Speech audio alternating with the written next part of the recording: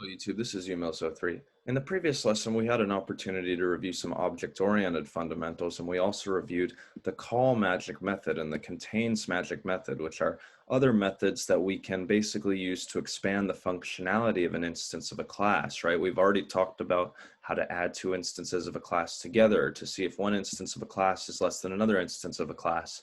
But we can also treat an instance of a class as though it were some iterable, right? Like something that you could see if an element exists within that instance, or you could have the length of the instance, or you could grab a value out of the instance by sticking in a key, right? It's like the get item and the set item gunders, the magic methods allow you to treat an instance of a class as though it were a dictionary.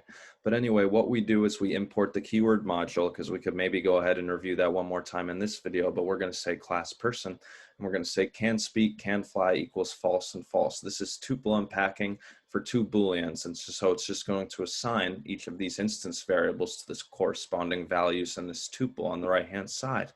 And then we could say define init of NA, so it accepts two inputs. Self is not an input. Self indicates that the constructor is an instance method, and it creates an instance of the person class by assigning the name and age instance variables to the two parameters passed in. So self.name equals n and self.age equals a. And we said that if an instance variable has two underscores before it, then it's a strongly private instance variable that cannot be called directly from outside of the class. So then the solution to that maybe is to go ahead and have property and setter methods. So we say at property, we have to have this decorator, but then we say define name, and it has to coincide with the name of the strongly private instance variable, and then we could just go ahead and return it. And then we could do the same thing for the setter method. So we could say at name.setter. So we say at, and then the name of the instance variable, and then dot setter. And that indicates to Python that you're trying to adjust the value of a strongly private instance variable. And you can go ahead and do that literally just by calling instance.name equals something else. And that operation lets you do that. And then for a static method, we said we don't have to have the exact same functionality, but we could have a static method that's called directly on the person class. So you say person.getAge of a particular instance. And so it accepts an instance of the person class and returns the age. So you say return p.age. And then you can also have a have birthday, and that would just increment the age instance variable by 1 for a particular instance. And then you could also flip the can fly instance variable from false to true for a particular instance if you call give wings on a particular instance. But then if you call give everyone voice on the class, this is a class method, and then this would be a class method to update the can speak variable for the class as a whole, and then by implication for all of the instances in the class as well. Okay, and then also a call magic method that defines what it means to treat an instance of the person class as though it were a function. So by default, t is assigned to 1, but you could feed in one input that you want, and that would just print that instance of the class that many times. And so we would say that we would print an instance of a class. What's the string representation? Well, it would be the name instance variable, and then is, and then the age instance variable, and then years old. And then with the contains magic method, we'll usually have to say, w in y in p for some instance p. And so here y is the parameter that we're trying to see is in the instance, and p is the person, p is the instance. But we would say return true if and only if the person can both fly and speak. So here it doesn't really matter what y is, okay? And this is, you don't really technically have to use the parameter that you pass in, but this would be any input, and then we would just say return true if they can fly and if they can speak for that particular instance. And then we can also have this static method keyword function. So again, we can demonstrate how the keyword function works. So this is a static method which creates a lambda function that shows the operation of the is keyword function. So a equals lambda s keyword dot is keyword of s, and you have to make sure that you're importing keyword at the top of the program. And then you could say print a of def, a of lambda, a of print a of while, print a of if, print a of filter, print a of itertool. So hopefully you can already form a prediction about which of these 10 words are in fact keywords. But in order to go ahead and run code, in the previous video, we talked about how we can go ahead and run a module as though it's a script. And we said if all of your code is embedded in functions, what you can do is you can write the line if underscore underscore name underscore underscore equals equals double quotes underscore underscore main underscore underscore double quotes colon, and then any code that you have underneath that within the context of that if statement is going to be run immediately. You can see a green play button on line 118. And so that's exactly what's going to happen here. And then so we could try out other examples, right? What if we say A, B, C, equals person of Abby and 21.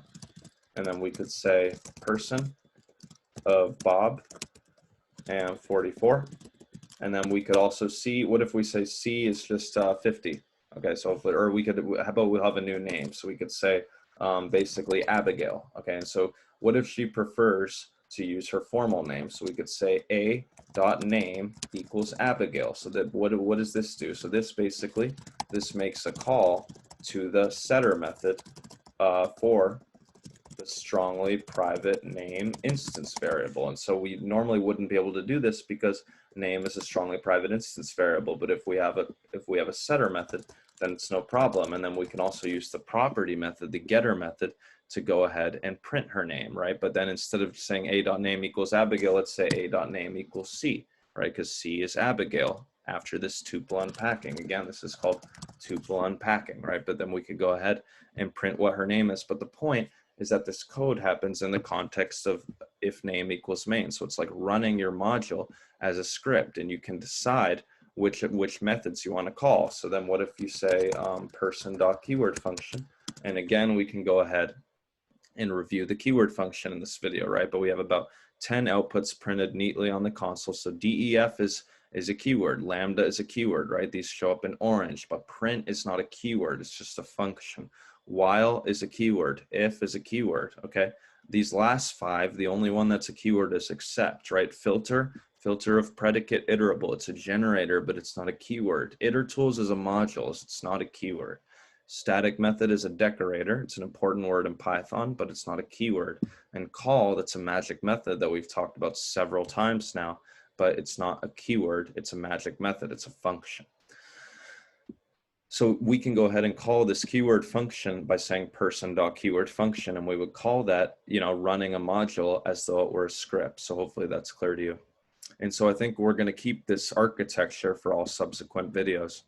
What we're going to do now is we're going to talk about the exec function. So we're going to talk about something that you can do called exec. Okay, so basically exec of x. So basically what the exec function accepts a string x that represents Python code. Okay, so you can actually put Python instructions into a string.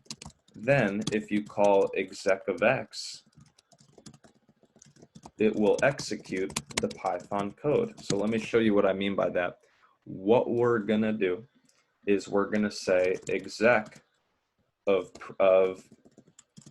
print of 5 plus 2. So let's go ahead and think about what this does. So we're saying that the exec function accepts a string that represents Python code. So then if you say print of 5 plus 2, we would expect 7 to be printed on the console. And so that's what happens here. But the point is that exec of x, so you call exec and then a particular string, and inside of the double quotes is literally just Python code, and you can decide what it's going to be. But you could say print of list, of map, of type, and then you could have an iterable, right? So 8, 9, 8, 7, right? You could have them all be ints, right? And then here you would just have to go ahead and make sure that your parentheses are balanced, right? So here inside of the exec function, if you're just dealing with a string, you don't really get as many you don't get like things to be highlighted. You can't do as much parentheses balancing as easily, right? But anyway, you can go ahead and say print of list, of map, of type, and then this iterable 987, it's a list.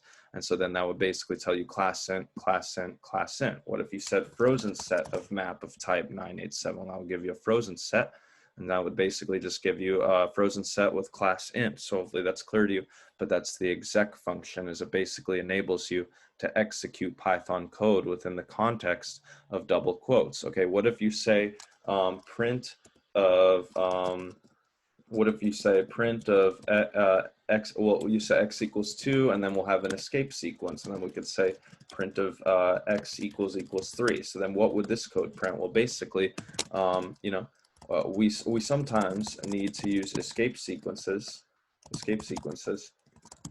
because the strings might only be one line. Okay, so hopefully that makes sense to you, but you could say exec of x equals 2, and then this escape sequence, which would print a new line. So it would like go down to the next line as if you were like going on to a new line to print x equal, whether or not x equals 3. But the point is that you could go ahead and run it and that would tell you false, right? What if you go ahead and put not here? So then if you go ahead and run it, it says true, right? But the point is that you can put Python code inside of the exec function. Okay, what if you say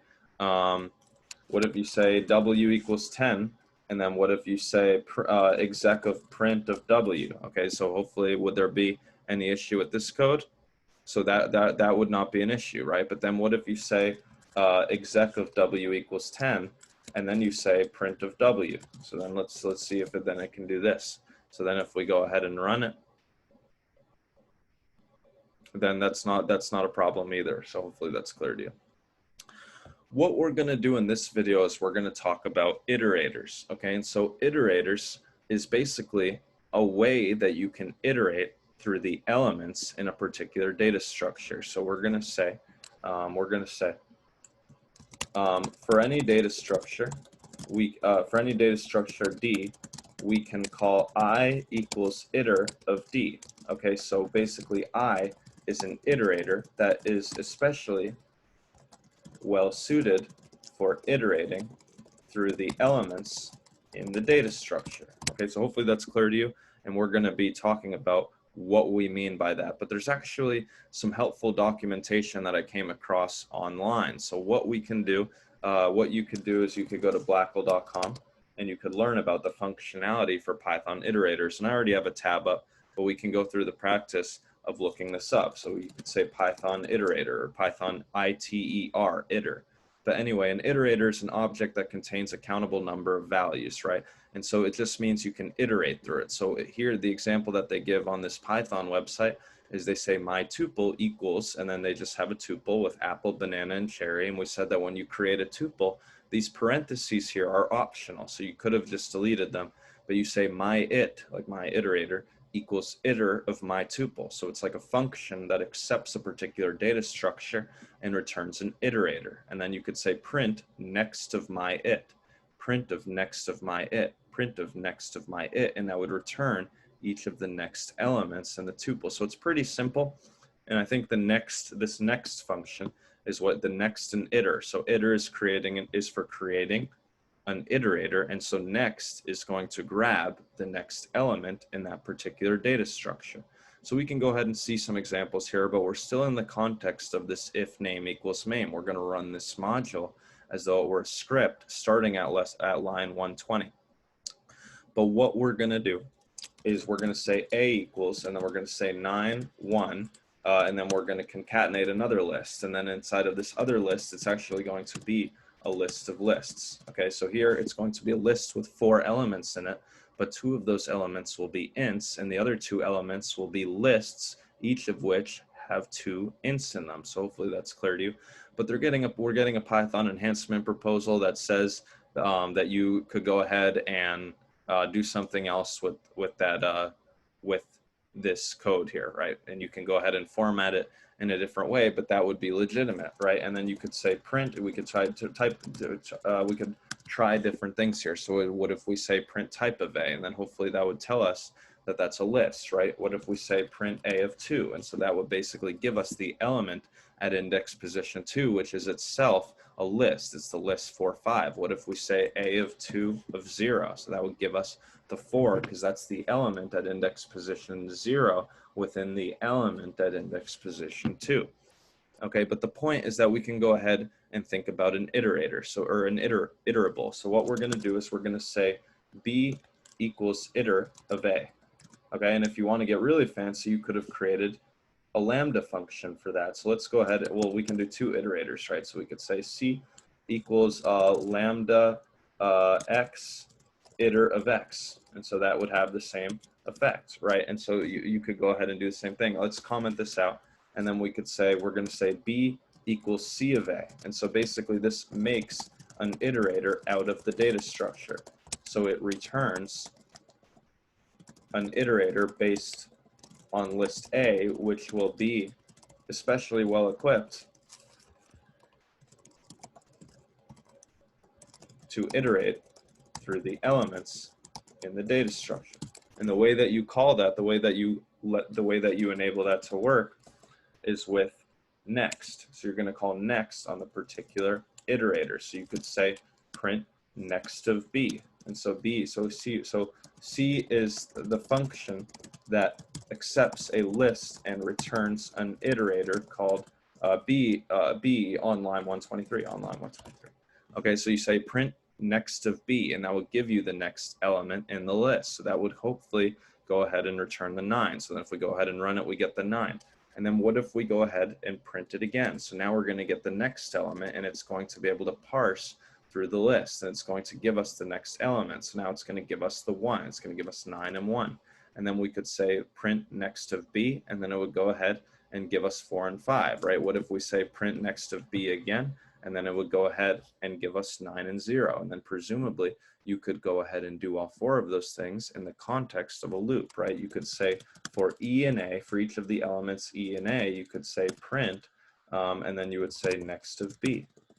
And so the reason why you have to say for E and A is we would just want next of B to run as many times as the number of elements in the list. And there's 4 elements in the list, and that's why we would want to run next of B, print next of B 4 times, right? But you could go ahead and run it, and that's exactly what would happen. What if we go ahead and say exec of print next of B? So hopefully that's clear to you.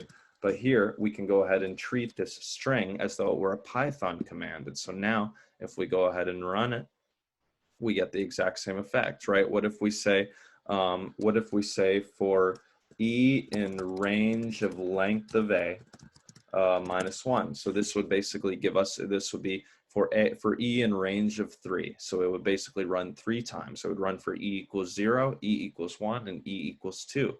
And we would just get the first 3 elements out of the list rather than all of them, right? So hopefully that's clear to you. But these are just examples. It's called an iterator, okay? And in Java, there's a more robust iterator, which can basically ask to see if the data structure has a next element, right? But presumably you could base an iterator not just on a list, but you could do it on a tuple or a set or a frozen set or a dictionary, okay? So what you can do is, what if we go ahead and let's try it with a string. So then we can basically say, what if we say A equals basketball, okay? And then we're going to say for E in range of length of A. So now nothing really changes, except now we're just talking about basically a collection of strings, a list of strings, or sorry, a collection of characters. A list of characters is what a string is, right? So then we could say C equals lambda X, and then we can try to iterate through the string. And then presumably this might be able to print the first 3 letters of basketball, each of them on a different line. And so, or I guess it would just be, it would be everything except the last L, right? But what if we say for range of length of A over 2? So how many letters are in basketball? So that would be 10. So 10 over 2, well, that would be the floor division, which is 5, right? And so you would get the first 5 letters. You would get B, A, S, K, E. So hopefully that's clear to you, but that's what an iterator is you basically call iter of a particular data structure. So you could be talking about a list or a tuple or a set or a frozen set, or presumably a dictionary. Like what if you go ahead and create a dictionary with 1 key value pair, right? And then you can also go ahead, let's create one more. So we can say A of hockey equals 22, and then you could say A dot update and then, okay, let's just do A of hockey equals 22. So that's another way to add a key value pair into the dictionary. So that dictionary will have 2 key value pairs, right? And then what if we do, what if we say, so we could iterate through, and then we could say next of B, but we wouldn't just want to have next of B because that would be one of the key value pairs, right? But then I guess we could go ahead and try this and see what would happen, right? But we could go ahead and run it, and it would just give us basketball, right? So I guess if we say for E in range of length of A, so that should give us each of the keys, right? But then I guess what if we say, yeah, so then you could go ahead and say, what if you say iter of x dot values, okay? And so then if we go ahead and run it, then it's able to iterate through the values. So the point is that an iterator is especially well equipped to iterate through the elements in a particular list, tuple, set, frozen set, or dictionary, or presumably also a stack or a queue if you could figure out how to use a magic method for that. So maybe we'll talk about that in the next video. How do you do iter for any instance of any class? But the point is that an iterator is particularly well suited for iterating through the elements of a data structure. From UMills 03, Thanks for watching, and please subscribe.